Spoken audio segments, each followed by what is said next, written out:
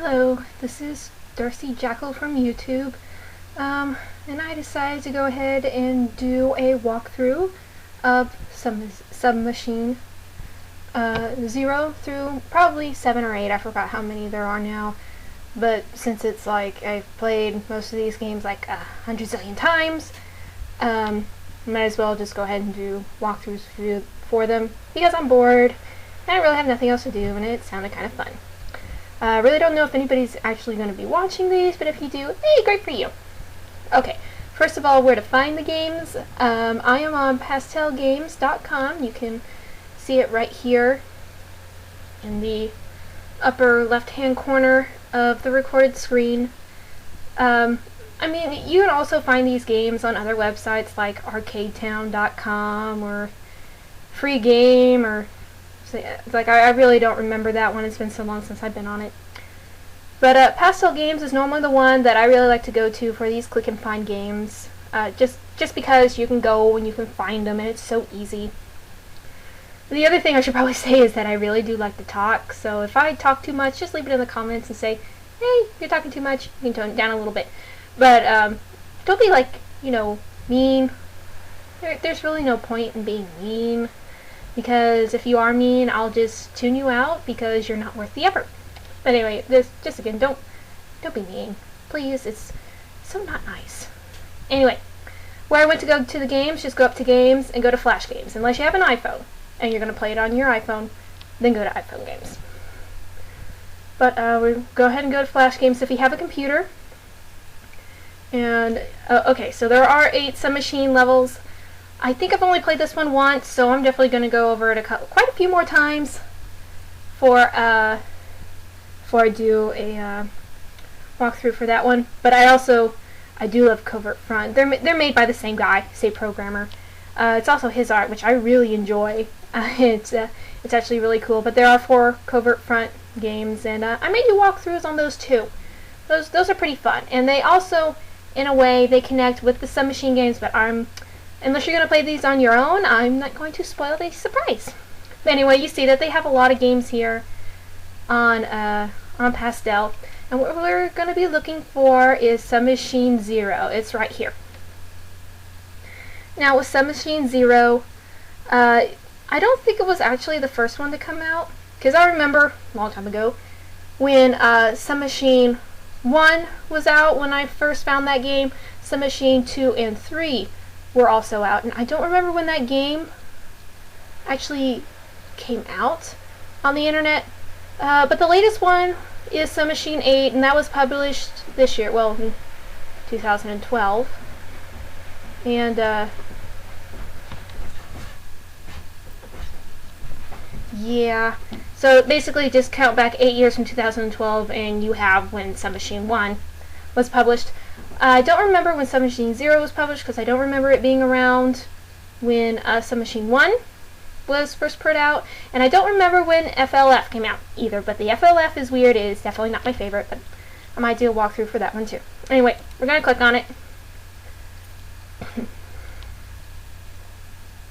It might take a little while to come up.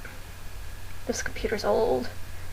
There's basically like nothing on it now. That's why I'm hoping this works out, because I am playing the game from one computer and recording this on another one, just because I can't do the same thing on my nice big screen that I have here. It's like, oh, advertisements. Oh, Grace, sound. Okay, I'm going to turn the sound off on this computer. And I'm probably going to go ahead and delete that later too, because there's no point in watching an advertisement. Okay, as soon as your advertisement's done, because it will pop up every single time you click on a game, just because that's how they'll make their money and keep the website running, which is fine. I mean, we all like playing games on the internet, right? Okay, we are now here with our screen for Submachine 0. It says here ambient on, even though I went ahead and muted it. If you at home have ambient on and the music's just a little creepy, because I think it's a little creepy, just go ahead and click ambient off. That's not going to turn off like your point and click sounds, like if you click to go into a different area, it's not going to take that off. It's just going to turn the music off. But if you want to, like, just do what I did, go on and click mute and put in your own music or whatever. Okay. You'll need the lighter up here. That definitely comes in handy. And you'll need that little doohickey. And if you hover over an item, it will say what it is. So it's tongue number 1. It's like, okay, what's the tongue for? Well, you're going to find out here in a minute. Then you're going to come over here. And if you really can't find an item, just go ahead and slowly move your mouse over the screen until you find him. And that pretty much means that that's another area you can go into, or it's an item you can just pick up. And that's the item you can pick up. So we're going to click on it. And it says tongue number 2. And those are the only 2 places that you can go on the side from your main screen.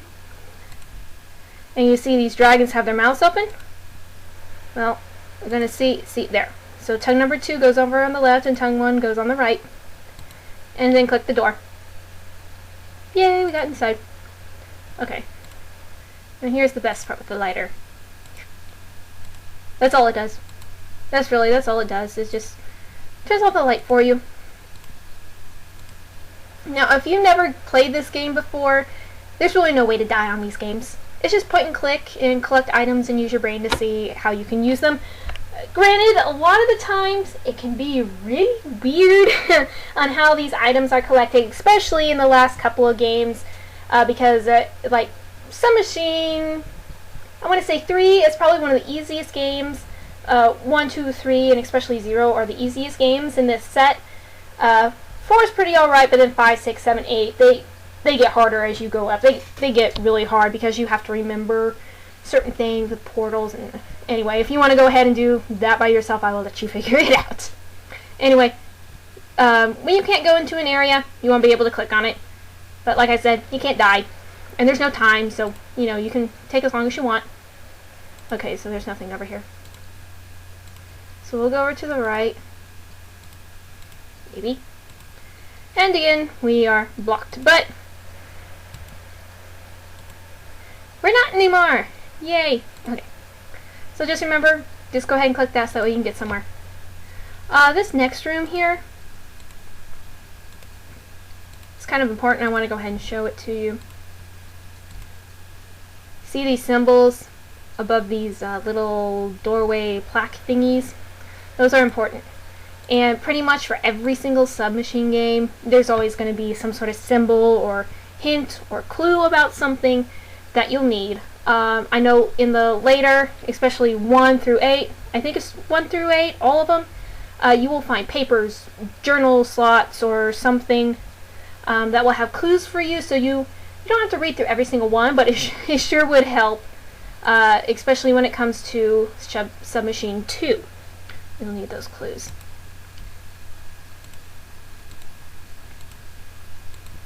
Okay. That's the same symbol that we just clicked on that block over there. And all you need are those red little doodads. So, you go click again.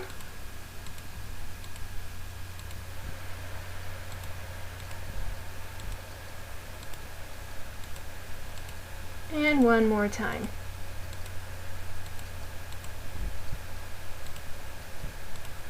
And you will also need that. Never forget that.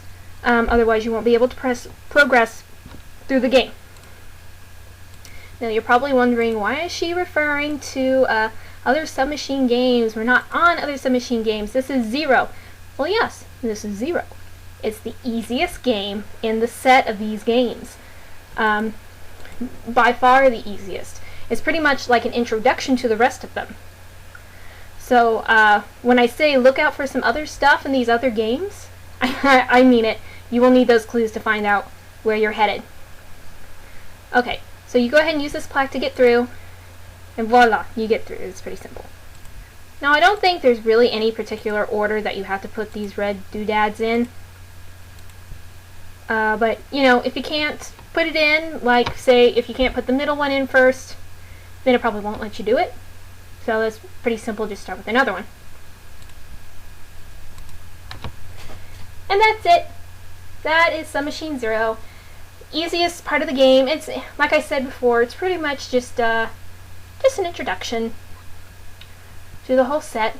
And you'll see this ancient crystal of wisdom thing through pretty much the rest of the series. I don't know if I want to call it a running gag or like a running symbol or something like that, but it's just something you see every so often. It's the entire goal of the Submachine Zero is to get that gem, and then that's it. But otherwise, it's just good to start out with if you don't know how Submachine works, and that's pretty much how it works. Okay, so I think I've done enough talking, so I will go ahead and see you later when we do Submachine 1.